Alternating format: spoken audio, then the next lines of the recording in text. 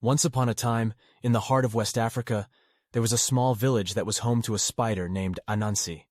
Anansi was a very special spider, known for his cunning, his quick thinking, and his ability to outsmart even the most powerful creatures in the forest. One day, while Anansi was wandering through the forest, he came across a pot filled to the brim with all the knowledge in the world. This was no ordinary pot. It was a pot of wisdom, and Anansi knew that it was too valuable to keep to himself. Anansi decided that he would share the pot of wisdom with the rest of the village, but he also knew that he was very greedy, and didn't want to share the pot with anyone else. So he came up with a plan to keep the pot for himself.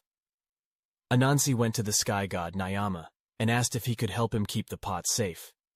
Nyama agreed, but only on the condition that Anansi would complete 3 impossible tasks.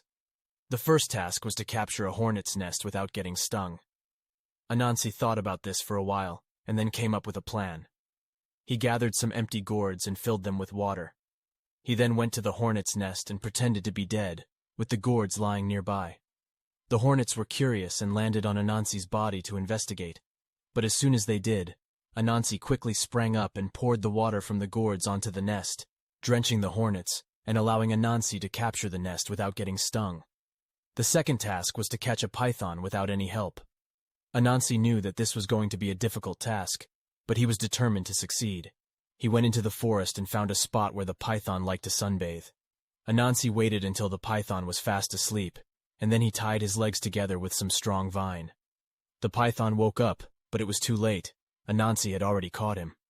The third and final task was to bring a fairy queen to Nyama's palace.